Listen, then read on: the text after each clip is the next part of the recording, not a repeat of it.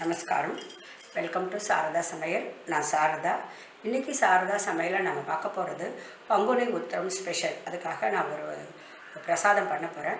இந்த பங்குனி உத்திரம் வந்து இந்த மாதம் மார்ச் மாதம் 25ஆம் தேதி திங்கட்கிழமை வருது. இந்த பங்குனி உத்திரம் வந்து எல்லா கோவிலும் ரொம்ப விசேஷமாக இருக்கும். எஸ்பெஷலி முருகன் கோவில் இது ரொம்ப ரொம்ப விசேஷம். சிவன் கோவில்லையும் விஷ்ணு கோவிலில் எல்லா கோவில்லையும் வந்து பங்குனி உத்திர பெருவிழா ரொம்ப சிறப்பாக கொண்டாடுவாங்க. பங்குனி உத்திரம்னா பங்குனி மாதம் உத்திரம் நட்சத்திரம், அதாவது 12வது மாதம் 12வது நட்சத்திரம் அன்னைக்கு வந்து பௌர்ணமி திதியும் சேர்ந்து வரும். அதுதான் பங்குனி உத்திரம் அப்படின்னு சொல்லுவோம். ஜென்ரலாக ஒவ்வொரு பௌர்ணமியும் ரொம்ப ரொம்ப விசேஷம். இந்த பங்குனி மாதம் வர வந்து பங்குனி உத்திரமாக நம்ம எல்லா கோவிலையும் செலிப்ரேட் பண்ணுவாங்க. அதுக்காக வந்து நிறைய விசேஷம்லாம் நடக்கும். முக்கியமாக வந்து அன்றைக்கி நிறைய ஆல்மோஸ்ட் எல்லா கோவிலையும் சிவன் கோவிலில் சிவன் பார்வதி கல்யாணம் நடக்கும். முருகன் கோவிலில் வந்து முருகன் வள்ளி தெய்வானுக்கு கல்யாணம் நடக்கும். ரங்கமன்னார் ஆண்டாள் கல்யாணம் நடக்கும். இது மாதிரி நிறைய தெய்வ திருமணங்கள்லாம் நடந்தது வந்து இந்த பங்குனி உத்திரம் அன்னைக்கு. ஜென்ரலாக வந்து பங்குனி உத்திரம் அன்னைக்கு கல்யாணம் பண்ணணும் அப்படின்னு நினைக்கிறவங்க வந்து 4 நட்சத்திரம் எதுவுமே பார்க்காம அன்றைக்கி வந்து கல்யாணம் பண்ணுவாங்க. இது மாதிரி மொத்தமாக கல்யாணம் பண்ணுவாங்க இல்லையா, மாஸ் மேரேஜஸ், அதெல்லாம் வந்து இந்த மாதிரி நாளில் வந்து பண்ணுவாங்க. இந்த பங்குனி உத்திரம் அன்னைக்கு வந்து நிறைய கோவிலில் தீர்த்தவாரி நடக்கும். அருகில் இருக்கிற கடல், நதி, அப்படி இல்லாட்டி இந்த கோவில் குளத்துலேயே தீர்த்தவாரி எல்லாம் நடக்கும். எல்லாரும் அதில் போய் கலந்துட்டு சுவாமி தீர்த்தவாரி முடிச்சோன்னா எல்லாருமே அந்த குளத்துலேயோ நதியிலையோ கடல்லையோ குளிச்சுட்டு வருவாங்க. அது மாதிரி பண்ணுறதுனால அவங்க பண்ண பாவம்லாம் போயிட்டு அவங்களுக்கு நல்ல புண்ணியம் கிடைக்குன்னு ஒரு நம்பிக்கை. நம்ம ஸ்கூலில் படிக்கும்போது படிச்சிருக்கோம். நம்ம சங்க இலக்கியங்களை வந்து நிலத்தை வந்து 5 வகையாக பிரிச்சிருப்பாங்க. அதில் முதல்ல வந்து மலையும் மலையை சார்ந்த இடமும் குறிஞ்சி அப்படின்னு சொல்லுவாங்க. அந்த இடத்துக்கு தான் வந்து கடவுள் வந்து முருகன். ஜென்ரலாக நம்ம இப்போ கூட பார்க்கலாம், நிறைய கோவில் வந்து முருகன் கோவில் எல்லாம் மலை மேலே தான் இருக்கும். ஏன்னா முருகனுக்கு வந்து முருகனை வணங்குறவங்க எல்லாரும் வந்து மலையில் அவர் வந்து மலை தெய்வமாக வந்து நினச்சிட்டு அவங்க வணங்குவாங்க. அந்த மலை, அதாவது மலையும் மலை சார்ந்த இடமும் அப்படின்ட்டு சொல்கிறதுனால அந்த குறிஞ்சி அந்த இடத்து தெய்வமாக முருகன் இருக்கிறதுனால அங்கே இருக்கிற மக்கள் இப்போ வந்து நம்மளோட இதெல்லாம் லைஃப் ஸ்டைலாக மாறிடுச்சு. அந்த காலத்தில் வந்து அங்கே என்ன கிடைக்கிறதோ அதை தான் வந்து சுவாமிக்கு வந்து படைச்சு நைவேத்தியமாக பண்ணிவிட்டு அதை சாப்பிடுவாங்க. ஜென்ரலாக இந்த மாதிரி மலை பிரதேசத்தில் வந்து நிறைய நம்ம வந்து தேன் கூடெல்லாம் நிறைய பார்க்கலாம். இப்போல்லாம் கூட ஃபேமஸாக கிடைக்கும் மலை தேன் அப்படின்னு சொல்லிட்டு. இந்த மாதிரி குறிஞ்சி நில வகையில் வந்து தேன் நிறைய கிடைக்கும். அது இல்லாமல் சிறுதானியங்கள் அங்கே வந்து நம்ம மாதிரி நெல் பயிரெல்லாம் பண்ண முடியாதனால சிறுதானியம் தான் அங்கே விளைவிப்பாங்க. அங்கே கிடைக்கிறத வச்சு வந்து சுவாமிக்கு நைவேத்தியம் பண்ணுவாங்க. அதை மாதிரி ஒரு இதுதான் திணை அரிசி. அதனால தான் முருகனுக்கு தேனும் திணைமாவும் அப்படின்ட்டு சொல்லிட்டு தான் இதை நைவேத்தியம் பண்ணுவாங்க.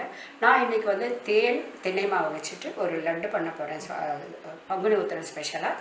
வாங்க அதை எப்படி பண்ணுறதுன்னு பார்க்கலாம். அப்போ திணை லட்டு பண்ணுறதுக்கு இப்போ என்ன தேவைன்னு பார்க்கலாம். முதல்ல ஸ்டவ் பற்ற வச்சுருக்கேன். இந்த வானல் சூடு ஆகட்டும். திணை லட்டு பண்ணுறதுக்கு முக்கியமாக தேவையானது 2 ஐட்டம் தான். மீதியெல்லாம் நம்மளுக்கு வந்து ஆப்ஷனல் தான். திணை அரிசி, இது வந்து சின்னதாக ரவுண்டாக இருக்கும், கொஞ்சம் லைட் மஞ்சளாக இருக்கும். இது வந்து மாவு கூட கிடைக்கிறது, மாவு கிடச்சா அப்படி யூஸ் பண்ணிக்கலாம். என்கிட்ட இந்த திணை அரிசி இருந்ததுனால நான் இதை வச்சு இன்றைக்கி லட்டு பண்ண போகிறேன். ஸோ திணை அரிசி, தேன், இது ஸ்வீட்னஸுக்காக தேன், திராட்சை, முந்திரி, நெய், இது வந்து ஆப்ஷனல் தான். இது 2 போடுறதுனால அதை கொஞ்சம் நெய்யில் வறுத்துட்டு போடணும். ஏலக்காய் வந்து வாசனைக்காக போடணும். அதை வந்து நம்ம இதோடய சேர்த்து வறுத்துக்கலாம். முதல்ல இந்த திணை அரிசி இருக்கு இல்லையா, அதை ட்ரை ரோஸ்ட் பண்ணிக்கலாம். வெறும் வானலியில் தான் வறுக்கணும். நான் ஒரு கப் எடுத்துக்கேன். இது வந்து 1/4 கிலோ அளவு இருக்குது. இந்த 4 ஏலக்காயும் இதிலே போட்டுடுறேன். இது நல்ல வாசனை வர வரைக்கும் வறுக்கணும். லைட்டாக கோல்டன் ப்ரௌன் ஆகணும். இது நல்லா வறுப்பட்டுடுச்சு. கலர் கூட மாறிடுது. ஈவன் ஏலக்காய் கூட நல்லா மேல் தூளெல்லாம் கிறிஸ்பி ஆகிடுது. ஸோ இந்த பதம் இருந்தால் போதும். இப்போ ஸ்டவ் ஆஃப் பண்ணிடுறேன். ஸ்டவ் சின்னது பண்ணிடுறேன். இப்போ இதை ஒரு தட்டில் போட்டு ஆற வைக்கணும்.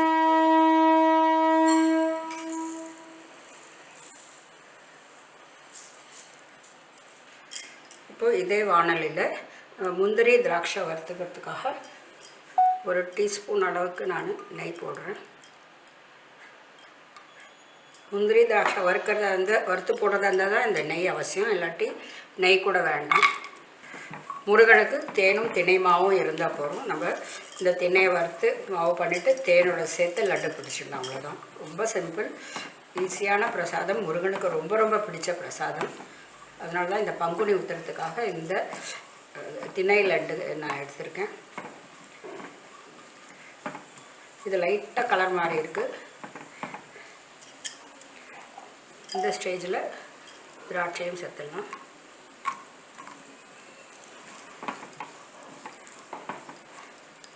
திராட்சை கூட நல்லா வறுபட்டு துப்பி வந்துடுச்சு. இப்போது ஸ்டவ் ஆஃப் பண்ணிடுறேன். இதுவும் ஆறணும். இப்போ இந்த லட்டு பண்ணுறதுக்கு எல்லாமே ஆறி இருக்கணும், அப்போ தான் நம்ம லட்டு பண்ண முடியும். இந்த திணை அரிசி வந்து ஆறின பிறகு நான் மிக்சியில் நல்லா ஃபைன் பவுடர் அரைச்சி கொண்டு வரேன். வந்துட்டு அப்புறம் நம்ம லட்டு பண்ணலாம். இது நல்லா ஆறிடுத்து. நான் இப்போ வந்து நல்லா ஃபைன் பவுடர் பண்ணி கொண்டு வரேன். இந்த திணையும் ஏலக்காயும் அரைச்சி கொண்டு வந்தாச்சு. இது பாருங்கள், நல்லா ஃபைனாக அரைச்சி கொண்டு வந்தாச்சு. இப்போ வந்து இதில் சேர்த்துடலாம்.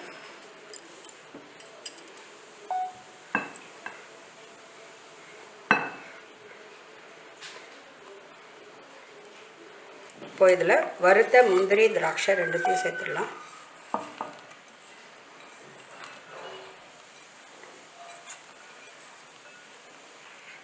இப்போ இதை வந்து நல்லா கலந்து விட்டுடலாம். இப்போ வந்து ஸ்வீட்னஸுக்காக தேன் சேர்க்க போகிறேன்.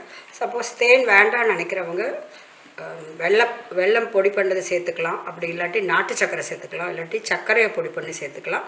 அது நம்மளோட ஆப்ஷன். நான் இது முருகனுக்கு பண்ணுற ஸ்பெஷல் பிரசாதம், அதனால் தேன் சேர்த்து லட்டு பிடிக்க போகிறேன். நம்ம கொஞ்சம் கொஞ்சமாக தேன் சேர்த்து நல்லா கலந்து விடணும். நம்மளுக்கு உருண்டை பிடிக்கிற பதம் வர வரைக்கும் தேன் சேர்க்கணும். நான் வந்து ஒரு 3 டேபிள் ஸ்பூன் அளவு வரைக்கும் சேர்க்கலாம்னு நினச்சிட்டு இருக்கேன். ஃபஸ்ட்டு ஒரு 2 டேபிள் ஸ்பூன் அளவு சேர்த்துட்டு அதுக்கப்புறம் பார்க்கலாம் எவ்வளோ வேணும்னு சொல்லிவிட்டு. நான் கண் திட்டமாக தான் போடுறேன்.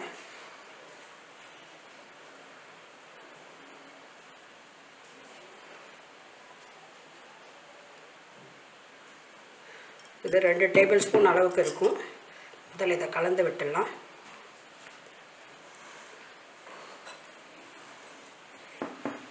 நல்லா கலந்தாச்சு. இப்போ உருண்டை பிடிக்க வருதுன்னு பார்க்கலாம். இதை இன்னும் கொஞ்சம் சேர்த்தா நல்லாயிருக்கும், ஈஸியாக பிடிக்க வரும். பிடிக்க வருது, ஆனால் கொஞ்சம் உடையிறது. 1 டீஸ்பூன் அளவுக்கு நான் சேர்க்குறேன்.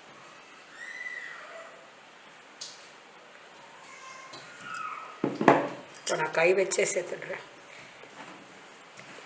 இப்போ வந்து இதை உருண்டை பிடிச்சிடலாம். நம்மளுக்கு எந்த சைஸ் வேணுமோ அந்த சைஸில் பிடிக்கணும்.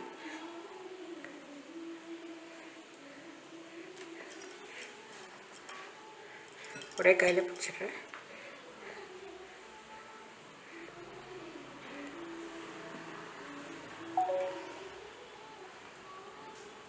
நல்லா அழுத்தி பிடிக்கணும்.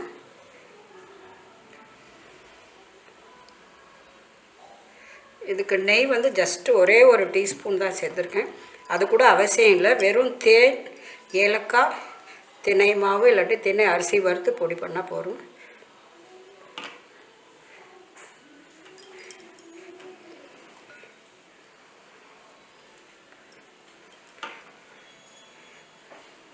நான் ஒரு ஆழாக்கு திணை அரிசி போட்டு பண்ணேன் நான். இப்போது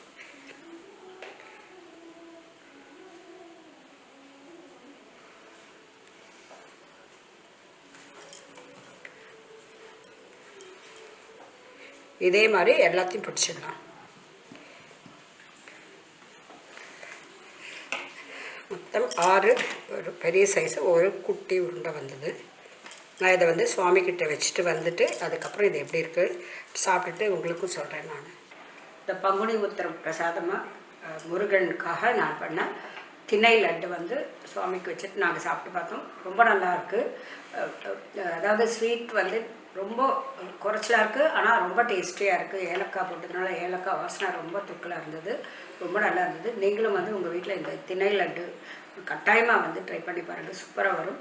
சப்போஸ் திணை அரிசி வாங்கி வறுத்து பண்ணுறது கஷ்டமாக இருக்குன்னா திணை மாவு கிடைக்கிறது, அதை வெறும் வாணலியில் வறுத்துட்டு இதே மாதிரி அதுக்கப்புறம் வந்து தேன் சேர்த்து ஏலக்காய் பொடி சேர்த்து பண்ணலாம். அதுவும் ரொம்ப நல்லாயிருக்கும். நீங்கள் கட்டாயமாக உங்கள் வீட்டில் ட்ரை பண்ணுங்கள். இந்த பங்குனி உத்திரத்து அன்னைக்கு முருகனுக்கு இந்த திணை அரிசியில் பண்ண பிரசாதம் வந்து ரொம்ப ரொம்ப விசேஷம். அப்படி திணை அரிசியில் பண்ண முடியல அப்படின்னா சக்கரை பொங்கல், வேறு ஏதாவது பாயசம் அது மாதிரி பண்ணிக்கலாம். முடிஞ்ச வரைக்கும் நம்ம வந்து அந்தந்த சுவாமிக்கு என்னென்ன நைவேத்தியம் ரொம்ப முக்கியம் அப்படின்ட்டு இருக்கோ அதை வந்து நம்ம பண்ணால் நம்மளுக்கும் ஒரு சந்தோஷமாக இருக்கும். சுவாமிக்கு நம்ம அதை பண்ணதுன்னா மனசுக்கு ஒரு திருப்தியாக இருக்கும். நீங்களும் உங்கள் வீட்டில் இந்த தடவை இந்த திணை அரிசியை வச்சு லட்டு அப்படி இல்லாட்டி பாயசம் ஏதாவது பண்ணி சுவாமிக்கு நைவேத்தியம் வைங்க. ஜென்ரலாக வந்து இந்த பௌர்ணமி வந்து ரொம்ப ரொம்ப விசேஷம். நம்ம ஊரில் பங்குனி உத்திரம் சொல்லிட்டு நம்ம கோவிலெல்லாம் சிறப்பாக கொண்டாடுவோம். நார்த் இந்தியாவில் அதே நாளில் வந்து ஹோலி பண்டிகையாக கொண்டாடுவாங்க. அடுத்த வீடியோவில் அதை பற்றி பார்க்கலாம். இந்த திணை லட்டு வீடியோ உங்களுக்கு ரொம்ப பிடிச்சிருக்குன்னு நினைக்கிறேன். பிடிச்சிருந்தா மறக்காமல் லைக் பண்ணுங்கள், கமெண்ட் பண்ணுங்கள், உங்கள் ஃப்ரெண்ட்ஸ் அண்ட் ரிலேட்டிவ்ஸ்க்கு ஷேர் பண்ணுங்கள். சாரதா சமையலுக்கு இது வரைக்கும் சப்ஸ்கிரைப் பண்ணாதவங்க சப்ஸ்கிரைப் பண்ணி பக்கத்தில் இருக்கிற பெல் பட்டனை அழுத்துங்க. நான் வீடியோ போடும்போதெல்லாம் உங்களுக்கு நோட்டிஃபிகேஷன் வந்துடும். இன்னொரு வீடியோவில் உங்களை நான் சந்திக்கிறேன். நன்றி, வணக்கம்.